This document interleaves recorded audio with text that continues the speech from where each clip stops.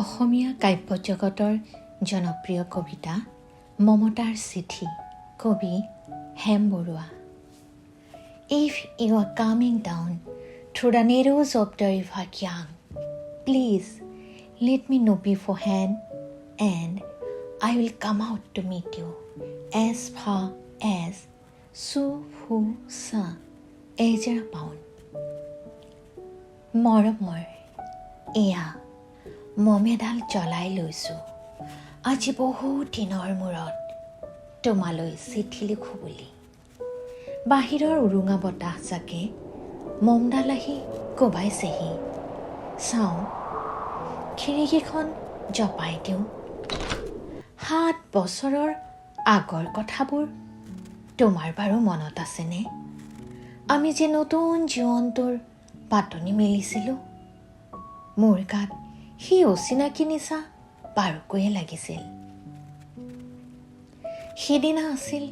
কাতিৰ কুঁৱলীখনা এটা কোমল পুৱা পদূলিত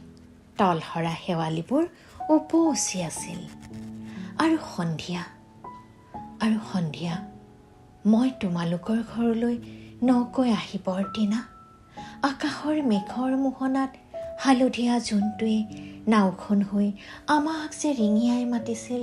তৰাৰ দেশলৈ মই লোৱা কঁকালৰ ৰঙা ৰিহাখনিলৈ তুমি বাৰু তেনেকৈ কিয় একেথৰে চাইছিলা মোৰ কেনে লাগিছিল জানা তুমি যেন কোনোবা দূৰ বিদেশৰ স্বপ্নতৰা লোকৰ মানুহ আৰু মই যেন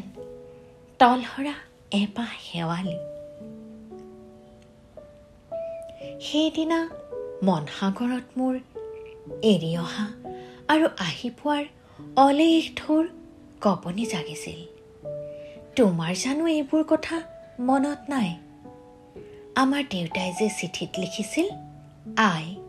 তই নতুন ঘৰখনত হাঁহি মাতি থাকিবি এইবোৰ 7 বছৰৰ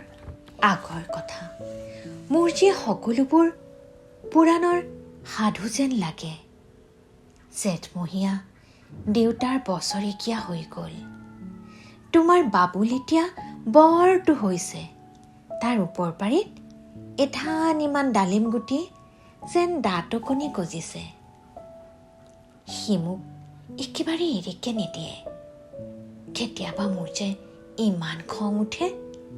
তুমি নাই নহয় সেইকাৰণে সি বাৰু মোৰ বগা সাজযোৰলৈ এনেদৰে তধা লাগি চাই থাকে কিয়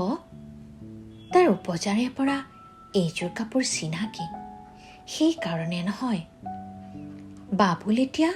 বৰটো হৈছে বুজিছা আৰু ডাঙৰ হ'লে স্কুলত তাক নাম লগাই দিম এই স্কুলত থকা সেই সময়খিনি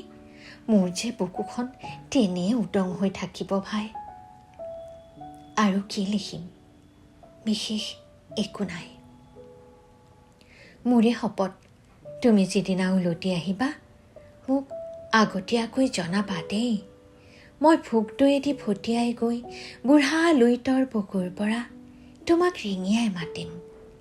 তুমি যিদিনা উলটি আহিবা মোক আগতীয়াকৈ জনাবলৈ নেপাহৰিবা দেই মৰম ল'বা এটি মৰমেৰে তোমাৰ মমতা পুনঃ এইবাৰ বুজিছা মাঘৰ মেজি জুইকুৰা বৰ ৰঙাকৈ জ্বলিছিল আমাৰ আইতাৰ কলি ছাগলীজনীৰ 2টা পোৱালি জগিছে এটা শুদ্ধ বগা আৰু আনটো পখৰা